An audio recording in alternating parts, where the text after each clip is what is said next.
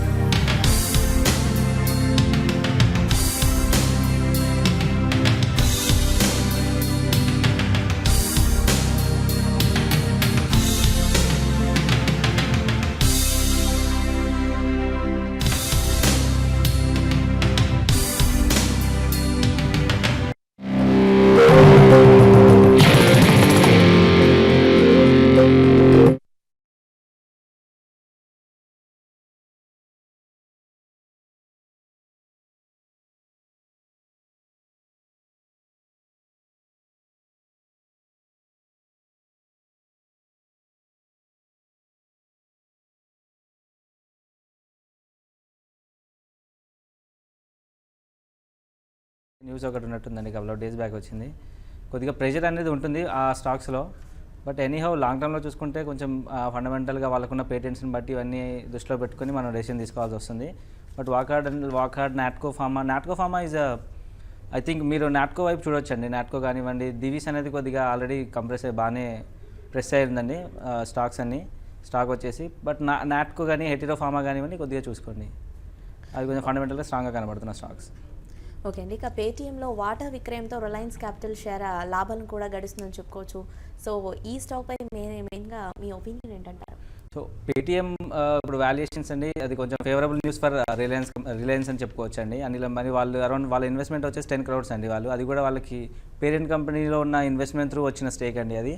So they what it for 10 crores and అది 275 crores cell అంటే బాగానే ఉంది. వాల్యుయేషన్స్ కూడా ఆల్మోస్ట్ ఆ సెక్టర్లో వాల్యుయేషన్స్ కూడా ఆల్మోస్ట్ ఫ్లిప్కార్ట్ వాల్యుయేషన్స్కి ఈక్వల్గా వచ్చాయండి. ఫ్లిప్కార్ట్ వచ్చి 5.3 ఉంది అండ్ ఇది కూడా ఆల్మోస్ట్ ఈక్వలెంట్ వాల్యుయేషన్స్కి వచ్చింది. బట్ మన గవర్నమెంట్ కూడా డిజిటల్ ఇండియా టువర్డ్స్ పుష్ చూసుకున్నా కూడా, డిజిటల్ పేమెంట్స్కి పుష్ చూసుకున్నా కూడా మంచి సెక్టరే. కాకపోతే చూడాలండి మరి ఫ్యూచర్లో కూడా ఇప్పుడు, ఎందుకంటే గవర్నమెంట్ స్పాన్సర్డ్ భీమ్ యాప్ కూడా ఉందండి పేమెంట్స్కి వచ్చేసి, అలాగే ఆధార్ పే కూడా అని అనుకుంటున్నారు. ఇవన్నీ దృష్టిలో పెట్టుకొని మనం ఒక డెసిషన్ తీసుకోవాల్సి వస్తుంది. బట్ ఎనీహౌ ఇప్పటికి చూసుకున్నా కూడా ఇట్స్ అ గుడ్ ఇన్వెస్ట్మెంట్ అని చెప్పుకోవచ్చు అండి. ఓకే అండి, ఇక కోటక్ మహీంద్రా బ్యాంక్లో ఎఫ్ఐల లిమిట్ను కూడా ఆర్బీఐ 42% వరకు కూడా పెంచడం జరిగింది. సో ఉదయం ఈ షేర్ చూసుకున్నట్టయితే ఆల్మోస్ట్ ఈ స్టాక్ భారీగా లాభపడిందని కూడా చెప్పుకోవచ్చు. సో కొంతమేర ప్రాఫిట్ బుకింగ్కి కూడా ప్రజెంట్ లోన్ అవుతున్నట్టు కూడా కనిపిస్తుంది. సో దీనిపై మీ ఒపీనియన్ ఏంటంటారు? కోటక్ మహీంద్రా బ్యాంక్ అండి, done research on that one. It's a good stock అండి. వాల్యుయేషన్స్ కొంచెం స్ట్రెచ్గా కనబడతాయి because it's trading at 4 book value అని చెప్పుకోవచ్చు అండి స్టాండ్ అలోన్ బేసిస్లో. కోటక్ మహీంద్రా బ్యాంక్లో వాళ్ళ సబ్సిడరీస్ నుంచి సిగ్నిఫికెంట్ వాల్యూ అడిషన్ జరుగుతుందండి. వాళ్ళకి కోటక్ సెక్యూరిటీస్ కానివ్వండి అండ్ అలాగే కోటక్ ప్రైమ్ అనేది వాళ్ళకి car loans, exclusive car loans ఇస్తారండి. ఇలా వాళ్ళకి 4-5 సబ్సిడరీస్ ఉన్నాయండి సెక్యూరిటీస్లో, కార్ లోన్స్లో అండ్ ఈవెన్ ఎన్బిఎఫ్సి ఒకటి ఉందండి వాళ్ళకి. సో వీటి నుంచి సబ్సిడీ అండ్ అలాగే ఇన్సూరెన్స్ కూడా ఉన్నట్టుంది. సో వీటి నుంచి subsidiary value addition significant value addition ఒకటి జరుగుతూ ఉందండి. మనం వీళ్ళకి ఒక రిపోర్ట్ కూడా ఇచ్చినట్టున్నాము. 938 levels for next 9 to 12 months మనం ఒక టార్గెట్ ఇచ్చామండి. So stand alone base valuation at 3.8 book value based on FY19 earnings చూసుకున్నా కూడా, FY19 book value చూసుకున్నా కూడా 738 rupees వస్తుందండి స్టాండ్ అలోన్ వాల్యూ. అదేవిధంగా సబ్సిడీస్ నుంచి సిగ్నిఫికెంట్ వాల్యూ అడిషన్ ఉందని చెప్పాను. సో అది కూడా కన్సిడర్ చేసుకుంటే 938 అనేది వీళ్ళ target for next 9 to 12 months అండి. It's fundamentally strong stock. కొంచెం వాల్యుయేషన్ స్ట్రెచ్గా కనిపిస్తాయి బట్ స్టిల్ వీళ్ళకి ఏంటంటే వీళ్ళకి క్యాపిటల్ అడిక్వసీ రేషియోస్ కూడా హైయెస్ట్ ఇన్ ద ఇండస్ట్రీ అండి. వీళ్ళు ఆల్మోస్ట్ దే ఆర్ ఎట్ 16% అండి. Tier 1 క్యాపిటల్ కూడా ఆల్మోస్ట్ 14%లో ఉన్నట్టుంది. So it's a good stock, బయట అనే చెప్తానండి. సో వీ హ్యావ్ రికమెండెడ్, మనం ఒక రికమెండేషన్ ఇచ్చున్నాం ఆల్మోస్ట్ 3 months బ్యాక్ 730 rupees దగ్గర 911 టార్గెట్ ఇచ్చున్నాం వాళ్ళకి. సో ఆల్రెడీ ఆల్మోస్ట్ 20% అప్సైడ్ వచ్చిందనే చెప్పుకోవాలి దాంట్లో. సో 938 ఫర్ నెక్స్ట్ టార్గెట్ అండి. అరౌండ్ 15-16% వస్తున్నట్టుంది కరెంట్ లెవెల్స్ నుంచి. ఇమీడియట్గా స్పర్ట్ వచ్చింది కాబట్టి ప్రాఫిట్స్ బుక్ చేసుకోండి. బట్ ఎనీహౌ నెక్స్ట్ కరెక్షన్స్ వచ్చినప్పుడు you can buy it out అండి. ఓకే అండి, అరవింద్ గారు మీరు ఇచ్చే స్టాక్ రికమెండేషన్స్ ఏంటి? సో ఈ week recommendation Menon bearings అండి. So they are into automotive components అండి. So basically they make bearings, but exactly bearings అంటే కూడా వీళ్ళ అప్లికేషన్ వచ్చేసి క్రిటికల్ ఇంజన్స్లో ఉంటుందండి. Critical engines and high cost aluminium డైకాస్ట్లో వీళ్ళ అప్లికేషన్ ఒకటి వెళ్తుంది. సో దీనికి ఏంటంటే lot of testing and validation జరుగుతుందండి. బేసికల్గా బేరింగ్ ఇండస్ట్రీ ఎలా అంటే లాట్ ఆఫ్ ఫేక్ ప్రోడక్ట్స్ వస్తుంటాయండి. స్ప్యూరియస్ ప్రొడక్ట్స్ కానివ్వండి, కాంట్రాక్ట్ ప్రొడక్ట్స్ అంటాం మనము. బట్ వీళ్ళకి ఏంటంటే క్రిటికల్ ఇంజన్ పార్ట్స్లో వీళ్ళ అప్లికేషన్ కాబట్టి lot of testing and validation is done. So అందుకని దీన్ని రెప్లికేట్ చేయడం కూడా, ఫేక్ చేయడం కూడా చాలా కష్టం అండి. సో ఆ విధంగా చూసుకున్నా వీళ్ళ మార్కెట్ వీళ్ళకే ఉంటుంది. There is no threat of fake products. And it's 400 crore company అండి. It's small company but it's a good company fundamentally. Last 4 yearsలో ఆల్మోస్ట్ 30% గ్రోత్ ఇచ్చారండి. కన్సిస్టెంట్లీ డబుల్ డిజిట్ గ్రోత్ చూపిస్తూ వస్తున్నారు. At top line and bottom line net profit లెవెల్లో కూడా almost net profit 7 crores నుంచి 14 crores అయిందండి. సో అంత క్వాలిటీ మేనేజ్మెంట్ అండి. రీసెంట్గా మేనేజ్మెంట్ కూడా దీక్షిత్ గారిని అప్లై చేశారు. ఆర్డే దీక్షిత్ గారు మేనేజింగ్ డైరెక్టర్ లాగా అపాయింట్ చేశారు. అండ్ Q2లో వీళ్ళకి ఒక బోనస్ ఇష్యూ జరిగింది. And price almost went to 105 and then corrected అండి. వీళ్ళకి Q3 రిజల్ట్స్ అనేది కొద్దిగా ఫ్లాట్గా వచ్చాయి, అందుకని కరెక్షన్ జరిగింది. వీళ్ళ ఎగ్జిక్యూషన్ క్యాపబిలిటీస్ చాలా సూపర్గా ఉంటాయండి. వీళ్ళు చిన్న కంపెనీ బట్ దెన్ వీళ్ళ application considering the application in critical segment, critical engine parts, వీళ్ళ కెపాసిటీస్ క్యాపబిలిటీస్ అనేది చాలా సుపీరియర్గా ఉన్నాయి. అదేవిధంగా వీళ్ళ క్లయింటేల్ వచ్చేసి టాటా, వోల్వో, అశోక్ లేలాండ్ లాంటి మంచి కంపెనీస్ ఉన్నాయండి. మహీంద్రా, IFB. వీళ్ళ అప్లికేషన్ ఆటోమొబైల్స్, ఇండస్ట్రియల్స్ అండ్ వీళ్ళ automobiles, industries and air compressors, ACs and washing మిషన్స్లోకి వెళ్తుంది. సో వీళ్ళకి ఐఎఫ్బి కూడా మెయిన్ కస్టమర్ అండి. అండ్ దాంతోపాటు మనకి ఆటోమొబైల్ గ్రోత్ మనకు తెలుసు ఆల్మోస్ట్ 10% గ్రోత్ ఎక్స్పెక్ట్ చేస్తున్నారండి FY18 వరకు, FY16 నుంచి. అదేవిధంగా auto component industry almost 30 billion నుంచి 110 బిలియన్ వరకు వెళ్తుందని ఎక్స్పెక్ట్ చేస్తున్నారు. ఇవన్నీ దృష్టిలో పెట్టుకున్న ప్లస్ వీళ్ళు రీసెంట్గా ఒక చిన్న ఇన్వెస్ట్మెంట్ చేశారండి ఇన్ అల్యూమినియం డై కాస్ట్లో అండి, కాస్ట్ కాంపోనెంట్స్లో. అండ్ దెన్ ఇంజన్ బేరింగ్స్లో వీళ్ళు డ్యూరబిలిటీ కొద్దిగా ఇంపార్టెన్స్ ఎక్కువ ఇస్తారు. దీంట్లో ఇన్వెస్ట్మెంట్స్ చేస్తున్నారు రీసెంట్గా. వాళ్ళ ఇవన్నీ ఆల్మోస్ట్ పాజిటివ్ రిజల్ట్స్ ఇచ్చాయి. Q1 FY18 నుంచి వీళ్ళ రెవెన్యూ అడిషన్ అనేది ఆ ప్రోడక్ట్స్ నుంచి వస్తుందండి. ప్లస్ అదేవిధంగా రీసెంట్గా ఒక 2-3 క్లయింట్స్ని అక్వైర్ చేశారు. Incremental volumes around 50,000 to 60,000 per month వస్తున్నాయండి. సో ఇవన్నీ దృష్టిలో పెట్టుకొని ప్లస్ వీళ్ళ మార్జిన్స్ కూడా ఆల్మోస్ట్ 26% ఉన్నాయండి. Return on investment, return on equity కూడా ఆల్మోస్ట్ 28%, 30%లో ఉన్నాయండి. వీళ్ళ బ్యాలెన్స్ షీట్ స్ట్రెంత్ కూడా చాలా బాగుంది. ఆల్మోస్ట్ జీరో డెట్ కంపెనీ అనే చెప్పుకోవచ్చు. ఇవన్నీ దృష్టిలో పెట్టుకుని వీళ్ళకి మనం ఇచ్చే వాల్యుయేషన్ at 20 మల్టిపుల్ ఇస్తున్నామండి, PE multiple based on FY18 EPS of ₹4. 84 అనేది easily gettable target in 9 to 12 months. Right now they are trading it ₹71 అండి. So it's a good investment and strong management. And then వీళ్ళ balance sheet strength కూడా చాలా బాగుందని. So it's recommendation for next 9 to 12 months అండి. Okay Aravind garu, ఇప్పుడు ఒక short break తీసుకుందాం. Break తర్వాత ప్రోగ్రామ్ని కంటిన్యూ చేద్దాం. థ్యాంక్ యూ అండి.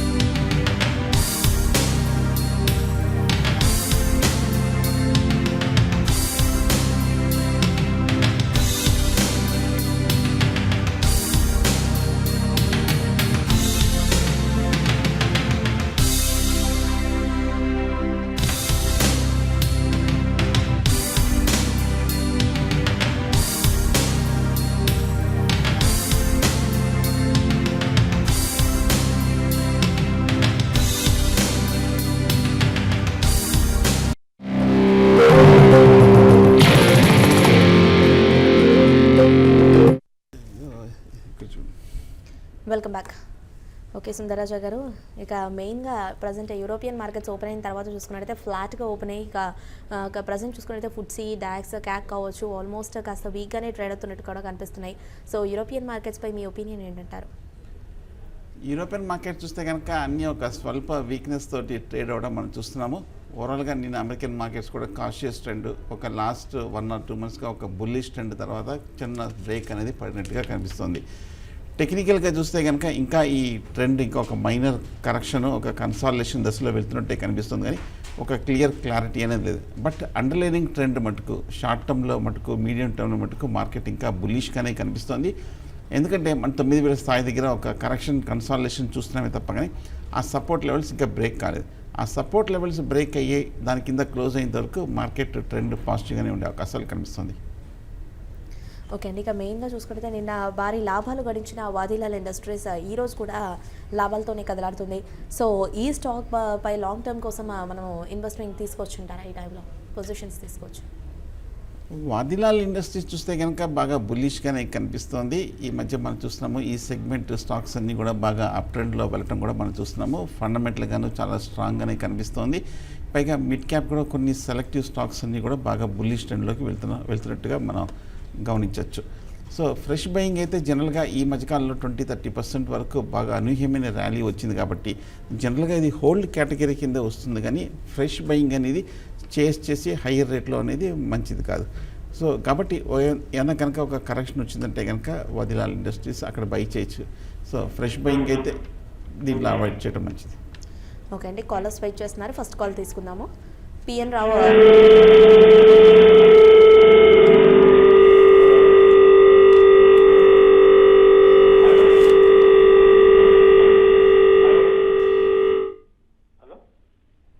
ఓకే అండి, ఏ స్టాక్ గురించి తెలుసుకోవాలనుకుంటున్నారు? హలో చెప్పండి. అరవింద్ గారికి క్వశ్చన్ అండి. ఈ ప్రభాస్ డైరీను నందన్ డైరీ ఉన్నాయండి, రెండు లాస్ట్ లో ఉన్నాయి. ఇవి సేల్ చేసి వేరే వాటికి కానీ షిఫ్ట్ అవ్వమంటారు? అరవింద్ గారు చెప్పండి. షూర్ అండి. అరవింద్ ప్రభాత్ చూస్తే కనుక ఈ మధ్య కాలంలో కొంచెం బాగా పెరిగిందండి. 90 రూపాయల నుంచి ఈ స్టాక్ చూస్తే కనుక మనం ఈ 150 రూపాయల వరకు ఒక 40-50% వరకు బాగా అనూహ్యమైన అప్ ట్రెండ్ అనేది రావడం చూసాము. అప్ ట్రెండ్ తర్వాత కొంచెం హై లెవెల్లో కరెక్షన్ రావడం మనం చూస్తాం. బట్ ఓవరాల్గా చూస్తే కనుక డైరీ సెగ్మెంట్ అంతా బాగా బుల్లిష్గానే కనిపిస్తుంది. అలాగే ప్రభాత్ డైరీ చూస్తే కనుక మీరు హై ప్రైస్లో తీసుకున్నారు, చేసి మళ్ళీ కరెక్ట్గా రెసిస్టెన్స్ 140-150 లెవెల్స్లో తీసుకొని ఉంటారు. సో ఓవరాల్గా చూస్తే కనుక ప్రభాత్ డైరీ ఫండమెంటల్స్ పాజిటివ్గానే కనిపిస్తోంది. ఏదైనా కనుక ఫర్దర్ డెవలప్మెంట్ వస్తే కనుక ఈ రీసెంట్ హైస్ అయినా 160-170 కూడా వెళ్ళే అవకాశాలు కనిపిస్తుంది. ప్రస్తుతం అయితే లాస్ అయినా కూడా కొంతకాలం ఓపిక్గా వెయిట్ చేయక తప్పదు. ఎందుకంటే మీరు టైమింగ్ కొంచెం హై ప్రైస్లో తీసుకున్నారు, ప్రైజింగ్ టైమింగ్ డిసడ్వాంటేజ్ ఉంది కాబట్టి కొంతకాలం వెయిట్ చేయక తప్పదు. ఓకే అండి, టాంజానియా నుండి రమాదేవి కాలర్ ఉన్నారు. హలో నమస్తే అండి, happy. Hello hello hello Ramadevi గారు చెప్పండి. మేడం హ్యాపీ ఉమెన్స్ డే అండి. విష్ యూ ద సేమ్ అండి, చెప్పండి. థ్యాంక్ యూ అండి. నేను ఒక 2 షేర్స్ అడుగుదాం అనుకుంటున్నానండి. V2 రిటైల్ ఒకటి అండ్ వింధ్యా టెలి లింక్స్ ఒకటి. ఈ ప్రైస్ పాయింట్ లో ఎంటర్ అవ్వచ్చా అండి? ఓకే, V2 రీటైల్ చూస్తే కనుక స్ట్రాంగ్ అప్ మూవ్ అనేది మనం చూస్తాము. ఈ స్టాక్ చూస్తే కనుక మనకి ఇంచుమించు లాంగ్ టర్మ్లో ఈ ట్రేడింగ్ కంపెనీ 50 రూపాయల దగ్గర నుంచి మనం ఒక మేజర్ అప్ ట్రెండ్ ఇంచుమించు మన ఈ స్టాక్ ఒక 200 రూపాయల వరకు వెళ్ళటం మనం చూస్తాము. ఓవరాల్గా చూస్తే కనుక లాంగ్ టర్మ్లో బాగా అవుట్ పెర్ఫార్మ్ చేసిన కంపెనీ. ఫండమెంటల్గా చూస్తే కనుక మొన్న స్ట్రాంగ్ రిజల్ట్స్ కూడా Q3 కూడా రావడం మనం చూస్తాం. టెక్నికల్గాను బులిష్గానే కనిపిస్తుంది, అలాగే ఫండమెంటల్గాను పాజిటివ్గానే కనిపిస్తుంది. ఒక 30-50% వరకు ఈ సెగ్మెంట్లో గ్రోత్ ఉంటుందన్న వార్త కూడా రావడంతో ఈ స్టాక్లో ఒక అనూహ్యమైన ర్యాలీ అనేది రావడం మనం చూస్తున్నాం. కానీ ఫ్రెష్ బయింగ్ అయితే అవాయిడ్ చేయండి. ఉన్నాయంటే కనుక హోల్డ్ చేయొచ్చు. బయింగ్ అయితే మటుకు హై లెవెల్లో చేస్తే మటుకు చాలా రిస్కీ అవుతుంది, ఎందుకంటే రావాల్సిన మేజర్ అప్ ట్రెండ్ రావడం అయిపోయింది కాబట్టి. సో టెక్నికల్గా ఒక కన్సాలిడేషన్ అనేది వచ్చే అవకాశాలు కనిపిస్తుంది V2 రీటైల్లో. అలాగే వింధ్యా టెలిలింక్స్ చూస్తే కనుక ఈ మధ్య ఒక లాస్ట్ 1 ఇయర్గా అండర్ పెర్ఫార్మ్ చేసిన స్టాక్. 1100 నుంచి ఈ స్టాక్ మనం ఇంచుమించు 600 రూపాయల వరకు కరెక్షన్ రావడం మనం చూసాము. టెలికమ్యూనికేషన్స్లో రంగంలో ఉన్న ఈ స్టాక్ చూస్తే కనుక అంతక్రితమే లాస్ట్ 2-3 ఇయర్స్గా బాగా పెర్ఫామ్ చేసిన స్టాక్.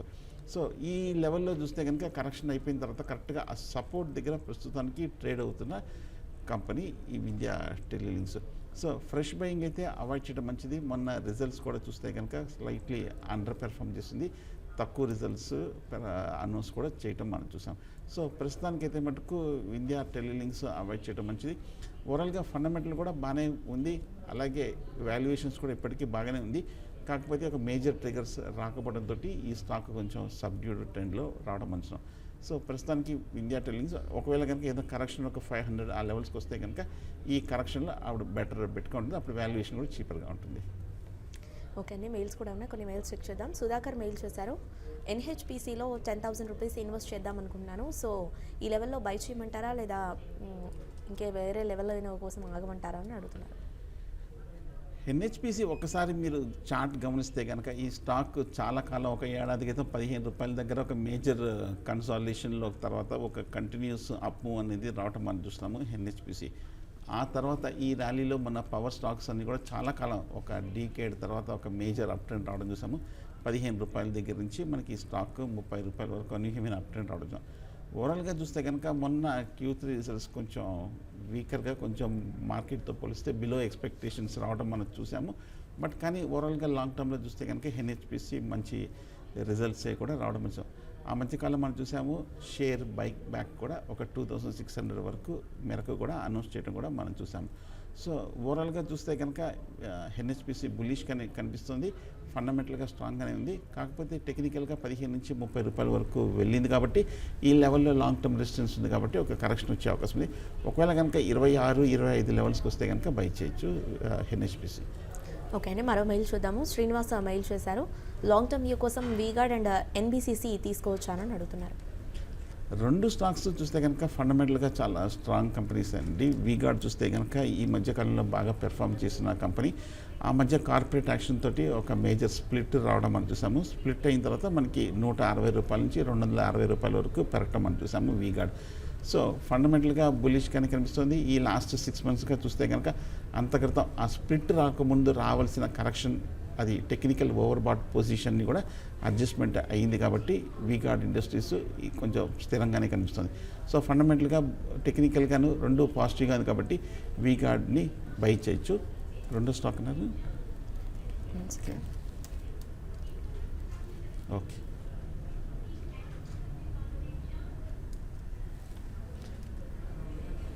ఓకే అండి, మరో మెయిల్ చూద్దాము మనము. వెంకట మెయిల్ చేశారు, Ruchira papers and Welspun India long term view కోసం తీసుకోవచ్చానని అడుగుతున్నారు. రుచిరా పేపర్ చూస్తే కనుక ఈ స్టాక్ కూడా ఈ మధ్యకాలంలో పేపర్ స్టాక్స్ అన్ని కూడా బాగా పెరగటం మనం చూసాము. పెరిగిన తర్వాత ఈ స్టాక్ చూస్తే కనుక మనకి ఈ మధ్యకాలంలో ఒక 20 రూపాయల దగ్గర నుంచి రుచిరా పేపర్ 150 రూపాయల వరకు ఒక 5 రెట్లు పెరగటం అనేది చూసాము. ఒక మల్టీ బ్యాగర్ అవడం కూడా మనం చూసాము. స్టాక్ చూస్తే కనుక ఫైనాన్షియల్గా చూస్తే కనుక చాలా రీజనబుల్గానే కనిపిస్తుంది. స్ట్రాంగ్ బ్యాక్గ్రౌండ్, స్ట్రాంగ్ ఫైనాన్షియల్స్ ఉన్న కంపెనీ. అలాగే టెక్నికల్గా కూడా బాగా బులిష్గానే కనిపిస్తుంది రుచిరా పేపర్. మొన్న లాస్ట్ ఇయర్ మనం చూసాము అవుట్లుక్ కూడా బాగా పాజిటివ్గా రావడంతో ఈ ఫండమెంటల్గా కూడా బాగా సెగ్మెంట్ బాగా అవుట్లుక్ పాజిటివ్గా ఉండడంతో రుచిరా పేపర్ కూడా బాగా పెరగటం మనం చూసాము. ఇంత పెరిగిన తర్వాత కూడా చూస్తే కనుక రుచిరా పేపర్ వాల్యుయేషన్స్ ప్రకారం ఇంకా అట్రాక్టివ్గానే కనిపిస్తుంది. కాకపోతే టెక్నికల్గా చూస్తే కనుక బాగా రన్అప్ వచ్చేసింది కాబట్టి రుచిరా పేపర్స్ ఒక కరెక్షన్లో బై చేయడం మంచిది అనిపిస్తుంది. ఓకే అండి, నెక్స్ట్ మెయిల్ చూద్దాం. అపర్ణ మెయిల్ చేశారు, ఫిలటెక్స్ ఇండియా 76 రూపీస్లో బై చేశాను, హోల్డ్ చేయమంటారా లేదా ఎగ్జిట్ అవ్వమంటారా అని అడుగుతున్నారు. ఫిలోటెక్స్ చూస్తే కనుక టెక్నికల్గా ఈ లెవెల్లో కొంచెం అప్ ట్రెండ్లోనే ఉంది. ఈ స్టాక్ చూస్తే కనుక గత కొన్ని నాలుగా బాగా అప్ ట్రెండ్ తర్వాత కొంచెం ఈ మధ్యకాలంలో కన్సాలిడేషన్ ధోరణిలోకి వెళ్ళటం మనం చూస్తున్నాము ఫిలోటెక్స్ ఇండియా.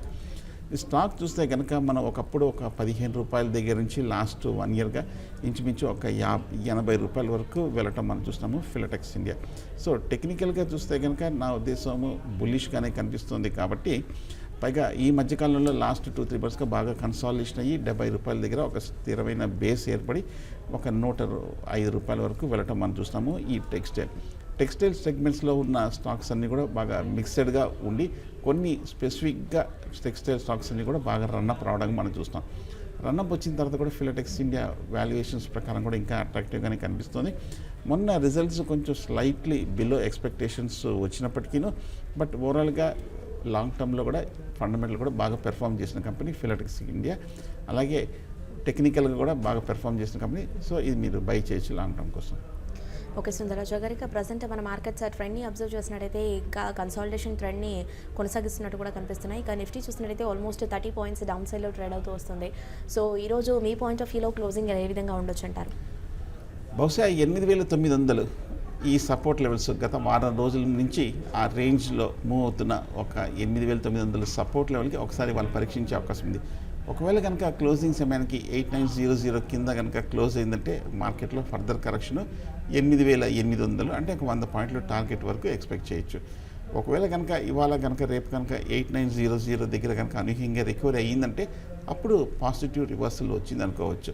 బట్ కానీ ఓవరాల్గా చూస్తే కనుక ట్రెండ్ ఇప్పుడు ఈ లాస్ట్ 1 or 2 వీక్స్గా కన్సాలిడేషన్ తర్వాత మళ్ళీ recent lower levels, recent support levels పరీక్షించడం చూస్తుంటే కొంచెం సెల్లింగ్ ప్రెషర్ వైపే కొంచెం స్లైట్లీ బేర్ గ్రిప్లోకి వెళ్తున్నాడు. బేర్ గ్రిప్ కూడా అనలేము, ఒక స్లైట్ సెల్లింగ్ ప్రెషర్లోకి వెళ్తున్నట్టే కనిపిస్తుంది. కానీ అయినా ఇందాక మనం చెప్పినట్టు 8800 కీలకమైన సపోర్ట్ పైన ఉన్నంతసేపు మేజర్ ట్రెండ్ పర్వాలేదు. అప్పటి వరకు అంటే 9000 నుంచి 8800 వరకు వచ్చే ఈ 200 పాయింట్లు నార్మల్గా టెక్నికల్గా రావాల్సిన ఒక హెల్తీ కరెక్షన్ రావటం కూడా విధంగా మంచిదే. కాకపోతే మనకి మేజర్ ఈవెంట్స్ 2 ఉన్నాయి కాబట్టి, ఒకటి యూఎస్ దగ్గర నుంచి ఫెడరల్ రిజర్వ్, 2 మన మార్కెట్లో ఎలక్షన్స్ సంబంధించిన అవుట్కమ్ నెక్స్ట్ వీక్ మనకి వస్తుంది కాబట్టి దాన్ని బట్టి మార్కెట్ షార్ట్ టర్మ్లో కదలాడే అవకాశం ఉంది. బట్ టెక్నికల్గా మటుకు 8900 కింద క్లోజింగ్ బేసిస్ మీద లాంగ్ పొజిషన్స్కి స్టాప్ లాస్ పెట్టుకోవడం సేఫ్టీ.